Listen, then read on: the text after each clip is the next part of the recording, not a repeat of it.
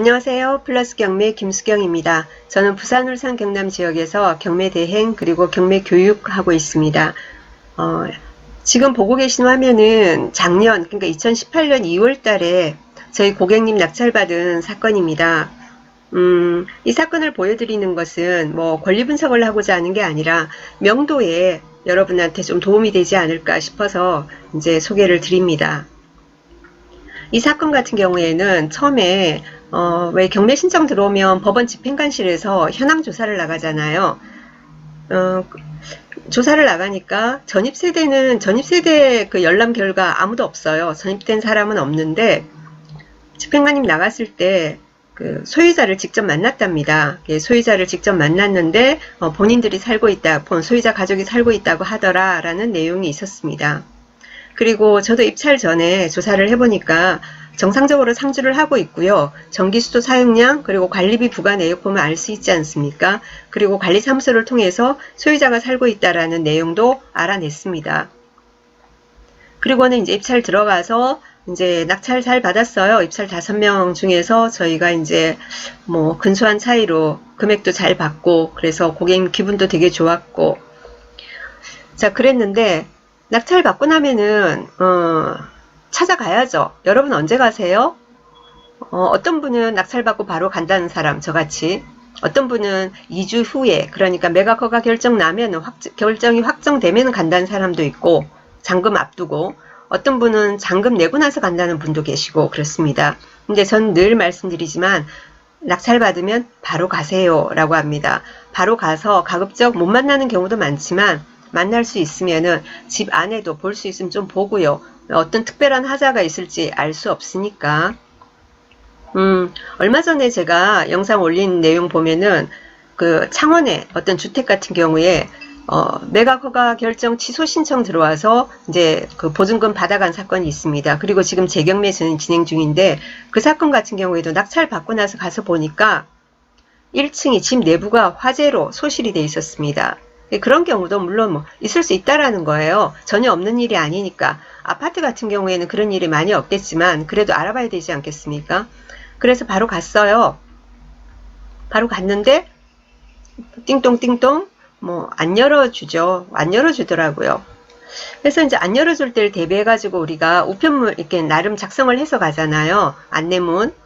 그래서 저도 이제 작성을 해갔죠. 그래서 2월 12일 날 뭐 저기 낙찰가는 얼마고 나는 낙찰받은 사람 누구누구 대리인 김수경이고 이러이러하다. 그래서 이러이러한 취지로 찾아뵙다 라는 내용을 정중하게 써가지고 이제 가져가서 없으니까 문틈, 현관문 틈에 이렇게 끼워놓고 그리고는 이제 또 관리사무소를 갔죠. 관리사무소를 가서 또 협조를 요청합니다. 거기 사람 이제 낙찰 받았으니까 입찰 전에 조사 갈 때랑 낙찰 받고 조사 갔을 때 관리사무소에서 대해주는 게 많이 달라요. 아무래도.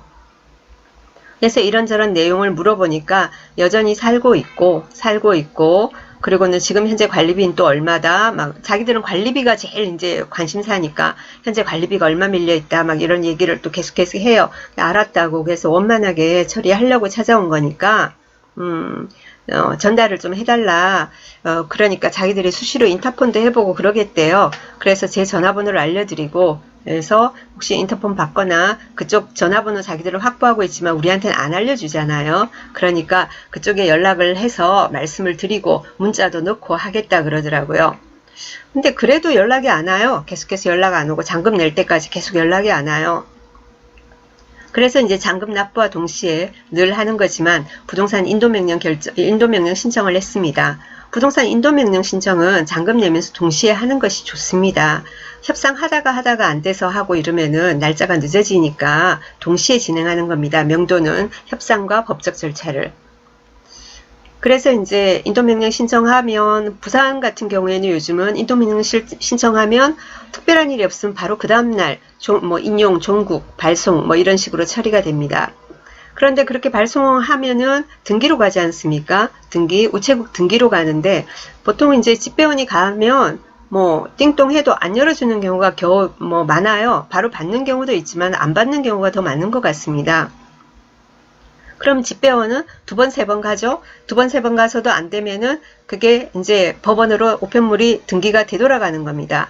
그러면은 여러분이 나의 사건 검색을 하면은 인도명령 저기로 번호로 하면은 뭐 폐문부재 이렇게 떠요. 뭐 빠르면은 10일, 발송일로부터 10일, 늦으면은 한 14일 이 정도 되면은 폐문부재 뜹니다. 그러면은 우리가 이제 특별송달을 신청을 하게 되죠. 특별송달 신청이 바로 될 때도 있고 아니면은 이제 뭐 법원에서 주소 보정 명령이 내려올 때도 있습니다. 근데 이 사건 같은 경우에는 그렇지는 않고 바로 특별송달이 들어갔습니다. 그러면 이제 야간 특별 해가지고 야간 휴일 특별 송달을 신청했는데 이 경우에는 집행관실에서 나가거든요. 비용은 보통 만 몇천 원이래요. 그렇게 이제 특별 송달을 이제 신청하니까 특별 송달 단계에서 받았어요. 이 집에서 뭐 밤에 받았나 봐요. 그리고 이제 도달이 됐기 때문에 그러면은 저는 또 어떻게 하겠습니까? 특별 송달로 이제 송달이 됐기 때문에 송달 증명원 발급받고 집행권은 발급받아서 집행관실로 가서 강제집행 신청을 합니다. 강제집행 신청을 하면은 그거는 뭐 비용이 거리 따라 다릅니다. 법원과 물건지의 거리에 따라 다른데 여기 같은 경우에는 법원에서 가까워요. 그래서 뭐 10만 원 조금 넘었어요. 그 비용 납부하고 그리고는 이제 지정된 날짜에 열세 문연 부재중을 대비해서 열세 기사분 그리고 입회인 2사람 그렇게 해가지고는 가는 겁니다. 그래서 이제 갔어요. 이제 한참 동안 또 고지를 해요. 집행관님이 띵동 한번 해보고 뭐 열세 기사분 보고 문 여세요 하는 게 아니라 한참 동안 고지를 합니다. 계속 부르고 막 그래요. 문도 두들기고. 그래도 이제 반응이 없으니까 문을 열어라 이렇게 된 거예요. 열쇠기사 이제 문을 열잖아요. 자, 그러면은 그 단계에서 있지 않습니까? 제가 그동안 10수년간 해온 결과에 의하면은 집행관 개고 나가서 문 할 수 없어서 도저히 반응이 없어서 문을 열어주세요 해가지고 열쇠기사가 문을 열었을 때 그 안에 사람이 진짜로 없는 것보다 있는 경우가 더 많아요. 이 사람들은 사실 그 집행관 개고 나가는 거는 법원에서 공지를 하고 나가는 게 아니에요. 언제 나갑니다 하고 그 사람들은 알려주지 않습니다. 알려줄 방법도 없지 않습니까?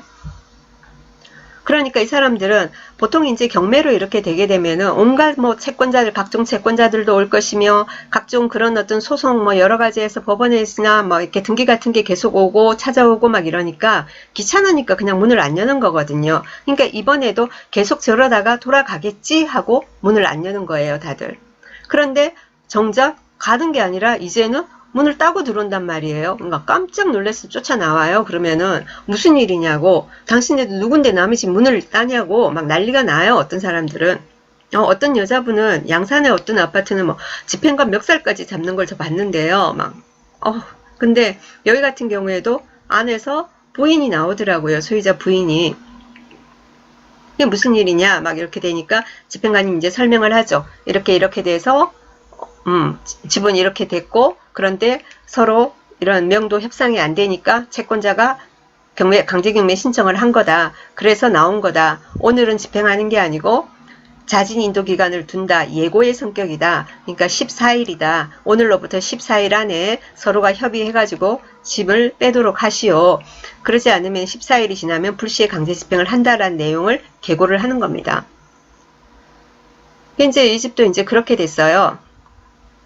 그렇게 하고 이제 집행관님은 이제 가시고 저는 이제 남아서 그 여자분하고 한참 얘기를 했죠. 그래서 왜 이렇게 연락이 안 되고 너무 연락이 안 되니까 나도 이런 식으로 할 수밖에 없었다. 그렇게 얘기를 하니까 갈 데가 없대요, 도저히. 그러니까 뭐 전화를 해서 할 말이 있어야 전화를 할 건데 소장님 도대체 우리가 어떻게 할 방법이 없어서 연락을 못했다. 미안하다. 나쁜 의도가 아니다. 충분히 이해하는 내용이에요. 그래서 알았다고. 근데 어떻게든 해결은 해야 되지 않겠느냐 우리가. 그러니까 남편하고 잘 의논을 해가지고 남편분하고 의논을 하셔가지고 저한테 연락을 주세요 했어요. 그렇게 해가지고 이제 돌아가 있는데 그러니까 저 아는 그 지역의 센텀 지역에 아는 현지 공인중개사 되시는 분이 연락이 왔어요. 연락이 와가지고는 소장님 거기 그 트럼펄드 센텀2 그 집 소장님 낙찰 받았어요 하더라고요.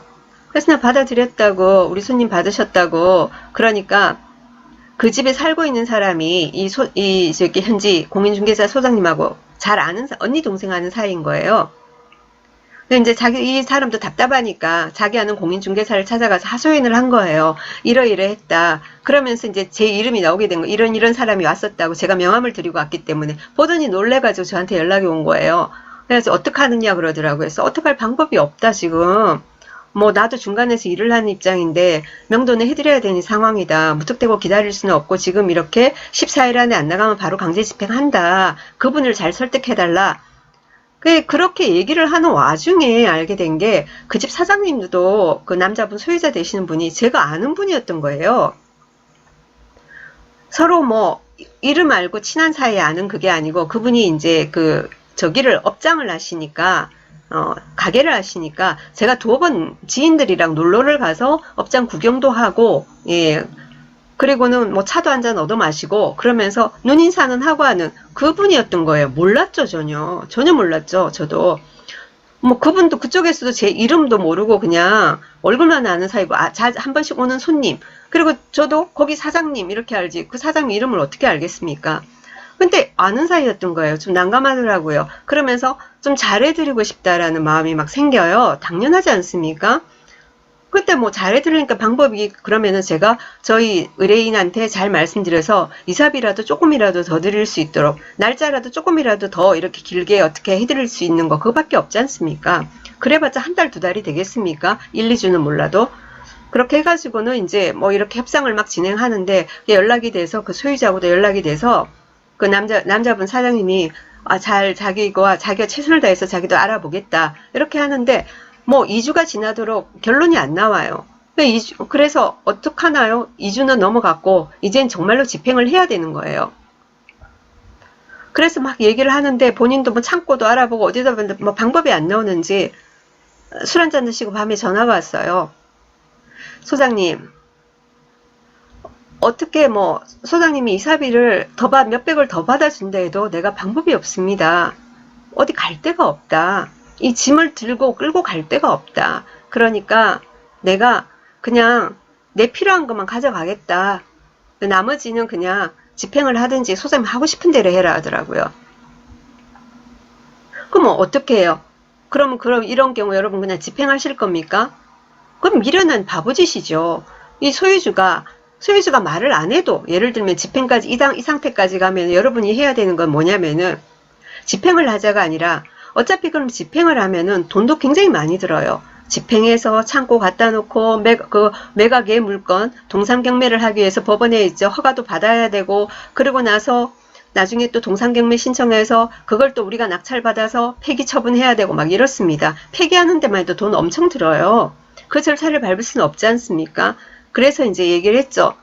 그러면은 사장님 필요하시면 가져가시고 그러면 이 나머지는 뭐 법원에 갖다 놓고 뭐하고 동상경매하고 사장님 이름 오르내리는 것보다 제가 처리하겠습니다.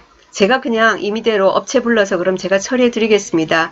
그래도 되겠습니까? 하니까 그렇게 하재요. 그런데 단 조건이 있대요. 자기도 알아보니까 관리비가 지금 한 200 몇십만 원 밀렸는데 강제경매 같은 경우 법원 경매 같은 경우에 낙찰받은 사람이 공용관리비만 낸다더라. 그럼 나머지 전유 부분에 해당하는 거는 또 자기 이름으로 빚으로 남는 거죠. 물론 자기가 그걸 갚고 안 갚고를 떠나서 그 아파트, 그러니까 오피스텔이죠. 주거용 오피스텔이긴 하지만 거기서 그 건물에서 자기가 나름 그래도 오랫동안 거주하면서 주민들 다 알고 관리사무소도 다 알고 자기 체면이 있다. 망해서 나가지만 관리비까지 다 못 내고 남한테 피해를 입히는 이런 일은 없었으면 좋겠다 하더라고요. 그 취지를 알겠더라고요. 네, 망했지만 젠틀한 분이세요. 정말로. 그래서 알겠습니다. 그랬어요. 제가 다 내겠습니다. 연체료까지 다. 제가 다 내고 사장님이 내고 나간 그걸로 해가지고 다 제가 납부할 테니까 그거는 염려하지 마라. 그렇게 해도 우리한테는 이익이에요. 강제 집행하는 것보다. 그래서 이미 처분하는 거에 대해서 이제 얼굴 맞대고 각서받긴 좀 뭐하더라고요. 그분은 통화를 하면서도 봤던 제가 그 사람이라는 걸 모르고 있는 상태니까 저도 그래서 안 만났거든요. 전화 통화만 계속하고. 그래서 문자로 짐을 포기한다라는 거 그 내용하고 제가 임의대로 처분해도 좋다라는 거하고 그리고 비밀번호로 넣어달라. 그러면은 저희가 가서 처리를 하겠습니다. 그렇게 해가지고 그렇게 협상을 하고 이분은 이제 필요한 짐을 가져가고 필요한 짐을 혹시라도 드러내는데 관리사무소 측에서 관리비도 안 되는데 이사 나가나 이래가지고는 제재가 온다든지 그러면 저한테 연락하십시오. 제가 처리해 드리겠습니다. 이렇게 하고 그분은 필요한 걸 가지고 가고 저는 남은 거는 제가 이미 그거 처리한 데도 한 180만 원 들었어요. 그리고 관리비 남은 거 다 내고 이런 식으로 이제 해결을 했습니다. 그래서 여러분도 다음에 해도 하도 안 돼서 강제집행까지 가게 된다. 그럴 때 사람이 연락이 안 되는 경우는 어쩔 수 없지만 사람이 있는데 자기들도 도저히 길이 없어가지고는 뭐 강제집행밖에 길이 없다. 나 어디 갈 데가 없다. 이런 경우에는 무조건 집행을 하지 마시고 지금처럼 서로가 협상을 하십시오. 그렇게 해서 서로가 피해를 조금씩 줄이는 방향으로 해서 이렇게 마무리를 하시기를 바랍니다. 네, 그 말씀을 드리기 위해서 오늘 영상 찍었습니다. 조금이라도 도움이 되셨으면 좋겠습니다. 감사합니다. 다음에 또 봬요.